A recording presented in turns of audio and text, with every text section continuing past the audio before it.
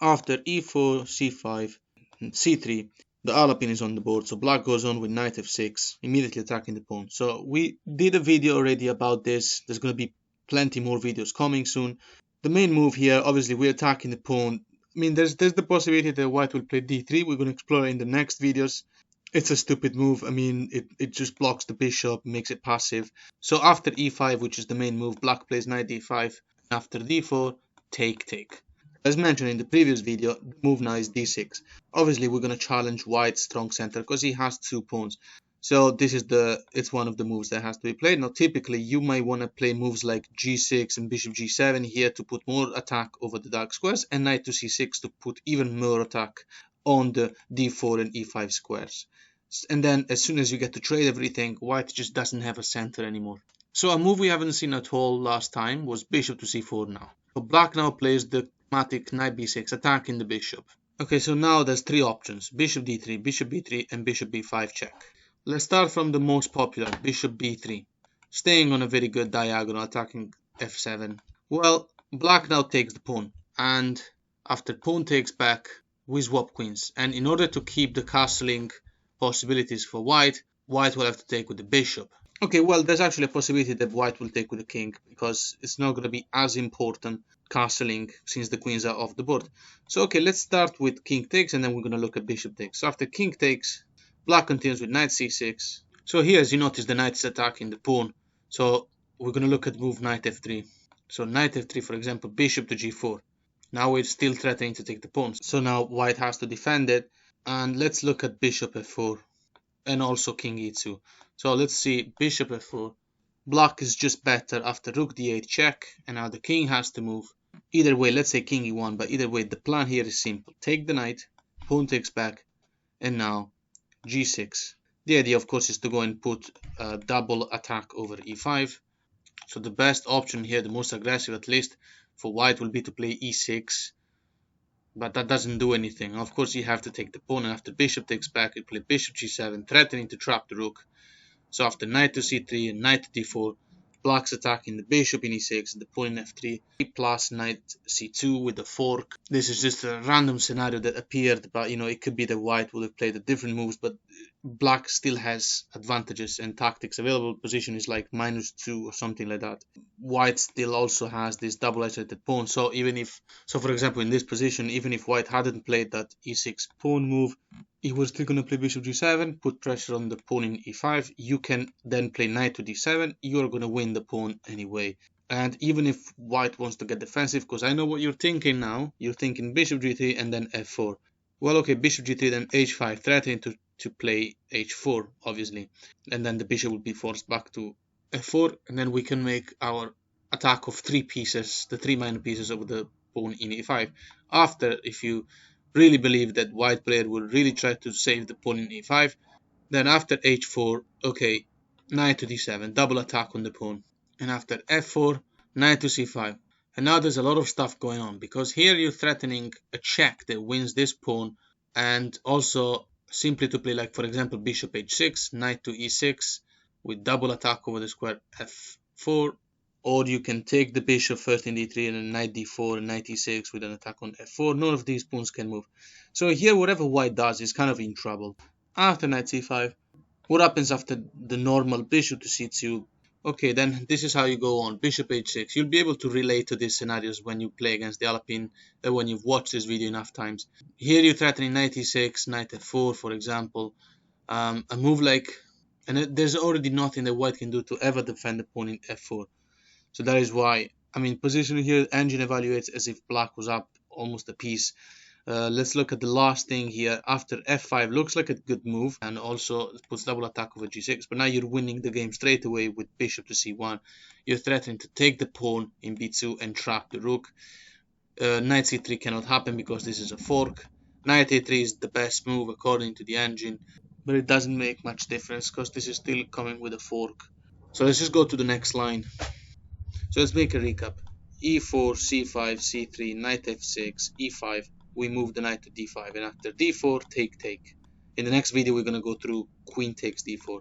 Anyway, black now goes on with d6. And after bishop c4, the move we're going through in this video, knight to b6. and we are going through bishop b3 still. Okay, take, and then take. We're looking at king takes. Our next move will be bishop takes. So here we play knight c6, targeting the pawn, and after knight to f3, bishop to g4. What happens after the king defends the knight in order to try and safeguard the pawn structure? Because it's impossible for the white bishop, the light square bishop, to defend the knight to preserve the pawn structure, because from d5 it will be taken. So he couldn't do it from that square. Now black goes on with the usual g6. And after h3, now we have to do something about this bishop. Knight d4 is check, king moves, and at the best move is knight takes b3. Obviously, we are attacking the rook, so white will have to take back. And now we save a bishop going to bishop e6, and we are preserving the bishop pair. There's already nothing to do here. White cannot protect the pawn in b3 by pushing to b4, simply because of knight d5 and you're winning the pawn. If instead white plays rook to a3, then bishop to d5, and after knight c3, now e6, we're attacking the rook. So the bishop went to d5 in order to keep putting pressure on b3, but then the good thing about going to d5 was that we could open the pawn to e6, and now it comes with an attack of the rook has to go. So after rook a1, only move basically that makes sense, we can finally take the pawn in b3, and after best move knight to b5, going for c7, also threatening to go into the outpost in d6, and we will be kind of forced to give up the bishop pair. Black simply goes on with rook c8. This is thematic. You ignore the pawn in a7. There's two options here, right? Knight takes a7, or maybe rook takes. Let's look at knight takes first. Now black makes a check with the knight, knight d5 check, and after the king moves, bishop to c4 check. This was going to happen anyway, and after the king goes back, I mean king d2 will run into like something like bishop to h6, or bishop to b4 is just deadly. So after king goes to d1, black now plays rook to a8, the knight is pinned, and bishop c5 should do the job.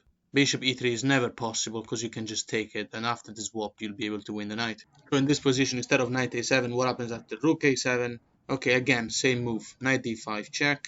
When the king moves, well, of course, king cannot go to e2 this time because bishop c4 wins the knight. So after king d2, rook to c2 check, and after king to d3, in this case we don't have the fork because the king can take the rook in c2, but still knight b4 check. Now the knight is protecting the rook, the king will have to move. So after king e4, bishop to d5 check, king f4, knight to d3 check, king to g3. This is fun to watch. And now knight to c1, black goes up material. However, this might look very dangerous because white has a check in a8, right? But still, after the check, you just play king d7. There's nothing here. And after the best move, knight b to d4, black just calms everything down with the check, and with the forced swap, black is completely safe. After bishop g7, black's development will be complete, and we're up in material. So in this position, we've been going through king takes, right? So let's look at bishop takes in d1. Okay, this goes on a very similar way, knight to c6, attacking the pawn in e5. So let's look at the kind of move we haven't seen so far. What happens after the immediate f4, so that white can simply develop the knight in f3 and does not have to worry about the weakness in e5. This is met with bishop to f5, and after knight f3 and e6, looks like the game is going to become a normal game. But black is better because after knight to c3, well, black is up a few tempos basically, that's it. Rook to c8, and after castling, bishop c5 check, king e1, h1, and now h6, also to stop and move like knight to g5 with the threat of playing g4 by white, which is a kind of an annoying move to meet because it gains a lot of space, and there's no queens on the board, so there's no reason for any of the players not to start pushing pawns. So after bishop to e2, this is white playing the best moves and black as well. But in this specific line, when we force the bishop to go to b3, back to b3, and then to d1, we're just up a few tempos because now the bishop moved to e2, but black is completely developed, whereas white is not, and that's not ideal for white. So after bishop to d2, rook f to d8, rook a to d1, and now the best move by black is knight to b4. After rook f to e1, bishop to c2 is the best move, and then rook to c1 and bishop to d3. What we're going to do is force a swap with this bishop. The knight will be making a fork, so of course white will not be interested in that. So after rook e to d1, these are the best moves. Still, black takes and knight takes and knight d3. with an attack on the rook on c1 and a threat of making a fork. Now, of course, you might argue that this could have gone in a different way. But yeah, I mean, there's a million things that the white player could decide to do. As mentioned, the position is just better. So let's make another example involving the best move by white. So in this position, that's where we got white's best move, engine move, is knight to e1, stopping the arrival of the knight in d3. The knight really wants to go to d3 and take everything and, you know, be just a monster in there. So the move now is knight to d5, the knight in b4 to d5. And we're threatening all sorts of stuff. We're threatening knight takes knight. Like if we were to move again now, we will win straight away. There's a winning move on the board, which is knight takes knight. And of course, after taking back with the bishop, black can swap everything. And after knight to d5, we're threatening to take the bishop, isolating the pawn, and go on with the bishop pair, winning the game. So after bishop goes back to d2, where he seems to be safe, bishop to e3 is the crucial move. Of course, taking the bishop is not possible because knight e3 will make this fork. So if that happens, black is winning. Of course, this is winning anyway because we're threatening to win the bishop. Where will the white bishop go otherwise? Bishop c3, we take it, isolate the pawn, completely winning position. b4 is attacked. a5, you can attack it with b6. So let's make a recap. After c3, knight f6, e5, knight to d5. Okay, d4, take. And now d6. So after bishop to c4, we attack the bishop right away, and after the most popular move, bishop b3, but we're also going to cover the other moves. We take the pawn, and after pawn takes, swap queens, and now we are looking at this variation with bishop takes in d1. So knight c6, and we went through the ideas of what happens after f4, how to take it from there. What happens after the normal knight f3, which in this case could simply happen, because unlike before when the king was in d1, bishop g4 wouldn't pin anything.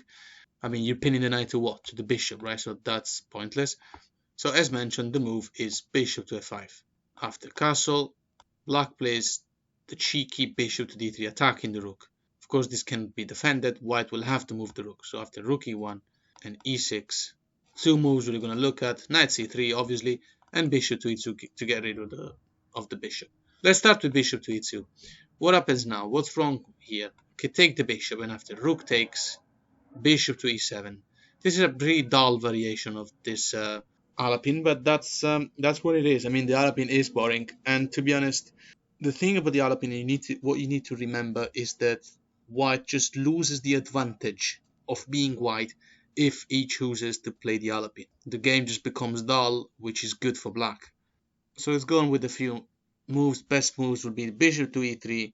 How to continue now? The knight is obviously going to d5 because this bishop is keen on taking your knight here and doubling up your pawns. Or even then, but this knight is just sitting very well in d5. It cannot ever be attacked by any pawn, so it's going to stay there forever. So after bishop to g5, how do we respond to this move? When you see this happening, also because you're threatening to take the bishop, when you see this happening, take, and after knight takes back h6, the knight will have to go back. There's nothing. So, of course, knight to e4. This is something that we've all seen before, at least players of a certain level. I mean, even if you are just 1200, 1300, you have seen this scenario with the pawn in e5 and the knight reaching the square in d6 and staying there. And you probably really hate the knight when that happens. And so do I, by the way. There's nothing that I hate more than this knight reaching this square here and staying there forever. So after this move, so you're wondering bishop g5, why that swap? Bishop takes, knight. Why did we allow to take and then we simply played h6, the knight going to e4? The thing is, black now goes on with knight to f4, attacking the rook, and after rook moves back, knight to d3, attacking the rook once again. The rook moves back, also to defend the pawn in d2, but either way, black plays king to e7, and after best moves, knight to c3, rook h to d8, knight to d6 finally. Black finishes this and goes on to a completely comfortable endgame with rook a to b8, defending the pawn in b7. So after rook to d1, in this position that we have reached, black's position is like evaluated as if black was up a piece. There's an attack on the knight here in d6, and yeah, so we can close this line. Let's just mention that after knight to e4, best move by white basically. Black goes on with rook to c8, putting pressure on the knight, preventing the pawn in b from moving because, well, you'll see why in a second. Okay, now the threat is the following. If black were to play again, we will play knight to c4 with double attack over the pawn. in b2. First, obviously, we might want to have to play b6 as well, just to stop the rook from going to b1, maybe infiltrate. That would be annoying. So there's nothing that white can really do to stop knight to c4. b3, for example, cannot be played because the knight in c3 is defended by this knight, so you're just going to play f5. The white knight will have to move, and one of them will be lost. So if the knight moves to g3, then you can take in c3. That's just an example. Anyway, let's go on to the next line. We were in this position where we analyzed bishop to e2. What happens after the more normal, developing a new piece, knight to c3? Black goes on with immediately pinning the knight, bishop to e4. And of course there's going to be pressure on the knight, like knight to d5. And now here we're going to go on with the move bishop to d2. Let's mention also like what happens after a3 immediately. Okay, we are happy to take the knight, give up the bishop, but to isolate this pawn, it's going to be a future target. Straight away here we're going to castle alongside. And remember, we're putting pressure on e5. And white can't really move anything without causing damage. Bishop e2 is not possible because you can take it, and we are really happy to remove the bishop pair from our opponent and then go on to the endgame with white having this weak c3 pawn. So after the most active pawn to a4, which gives the bishop a square to develop, potentially reach the square d6, and also you gotta start pushing the pawns to go and try and smash the queen side and activate the rooks. Blacks continue with the best move, knight c4, and there's now double pressure over the square e5. The move knight to g5 to threaten the square f7 doesn't work because you simply play bishop to g6 now, stopping knight f7 from happening. And obviously the bishop can't move, like bishop to b3 to attack the knight, you will just take the pawn in e5, and also bishop to e2, same thing, just take the pawn in e5. So how can you defend that pawn? What happens after bishop to f4, defending that pawn and developing the piece? This also doesn't work because knight to b2, you're threatening to swap everything, win the bishop pair, and go to the endgame against this silly pawn. You're also threatening the square d3 at the same time, so that is going to happen no matter what. So for example, if the bishop moves to b3, then knight d3 wins the game. So if the bishop goes to c2, then you can take it with the bishop, and even if the bishop goes to e2, which is the best option, black goes on with knight to d3.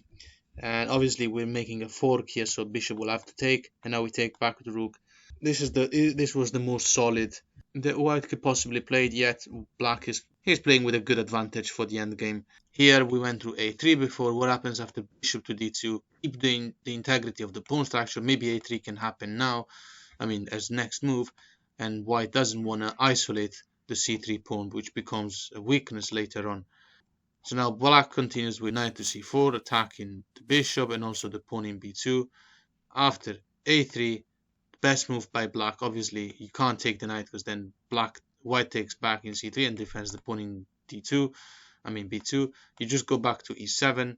So after bishop to c1, because he was threatening to take the pawn, and obviously b3 is not possible here to get rid of the knight, because you will take the pawn in a3. This is the best move. And then you have space to go back to b5 and you're winning a pawn. There's no compensation. So after bishop to c1, black continues with h6, preventing the whole knight g5, knight e4, or maybe even bishop to g5 ideas. After b3 now, the knight goes back to b6. This is the most boring variation. And after bishop to e3, black castles. And of course we're fine with bishop taking our knight and then us taking back because we open the file for the rook, and black and white doesn't have the bishop pair anymore. So in this game, unlike the previous line, we still have the bishop pair. So of course we will be happy to take it from our opponent. So let's assume that white will not give us that gift and goes on with b4. How to continue now? You play the thematic c4, knight to c4. So when b4 happens, you can play knight to c4, attacking the bishop. Obviously, so after bishop f4, rook f to d8.